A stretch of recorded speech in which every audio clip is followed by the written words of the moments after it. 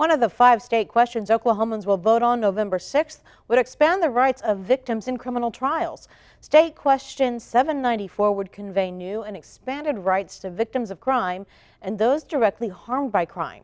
The two sides of State Question 794 were part of an Oklahoma Watch discussion featuring Katrina Conrad-Legler with the Oklahoma Indigent Defense System and Brian Hermanson, District Attorney of Kay and Noble Counties. Here is part of that discussion in this ONR Extra. You know, we already have a Bill of Rights for victims in the Oklahoma Constitution, passed in 1996. We have state laws on victims' rights. We have the Victim Services Program. We have compensation for victims. Nationally, there is a Victim Witness and Protection Act, a Victims of Crimes Act, a Violence Against Women Act, and a Crime Victims' Rights Act from 2004. So some of those questioning this state question ask, is all of this just overkill? Well, no. First of all, nowhere do they have the right to enforce the, quote, rights that they supposedly have. They don't have a right to take action and enforce those rights. This will allow those rights to be enforced. It also expands when they can be heard and how they can be heard.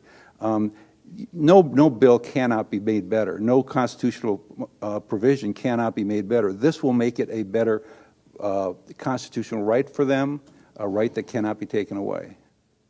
Many people think, I mean, criminal defense attorneys are not against victims, they're not against victims' rights, but we are concerned about some of the pending things that are in the state question.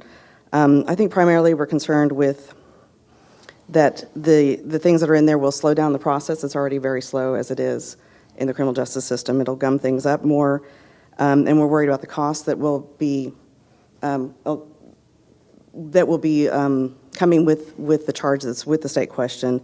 And finally, with the constitutionality of the state question. Now, I mean, that there probably will be challenges, and those are other challenges and costs that the state will have to bear to fight any kind of challenges. I do wonder, though, I think that part of what Mr. Hermanson said was that this will ensure the rights. While it may enshrine them in the Constitution, we feel that it's toothless because there's nothing there to then ensure that these rights are enforced. They're simply... State of Oklahoma and the district attorney's offices more money? Well, I don't believe so, and let me tell you why. The list of things she read off a second ago, what the prosecutor's offices are supposed to be doing. We're doing some of that right now. If they're not doing it, it should be enforced. The Constitution, putting this in the Constitution would allow it to be enforced. Most of the things that they're complaining about should be happening in some way or another. She says that we don't have any right to enforce, but specifically in the language, it gives victims the right to enforce their rights under mentions we have is there are already numerous statutes covering all of these things that should be done. So why do we need to enshrine it in the Constitution when the Constitution does not? There is nothing that I can see from the proposal that says there will be any kind of remedy for if this doesn't happen. It says in courtroom where I've told the judge, these victims have certain rights, and the judge has determined that doesn't matter. Well, he can't do that when it's a constitutional requirement. We can't. Things that I see the most where victims have a say and they have an impact is the victim impact statements, where they are allowed to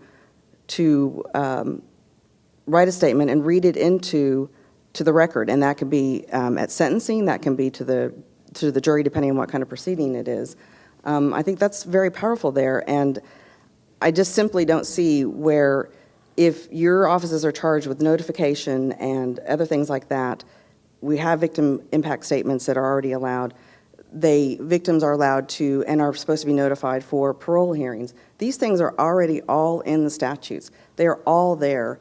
What is the need for a constitutional amendment other than your argument is that it will enshrine it and it will make district attorney's office do what they should already be doing? That doesn't make a lot of sense to me. Why do they need a constitutional amendment for them to do their jobs, which is already enshrined in the statutes?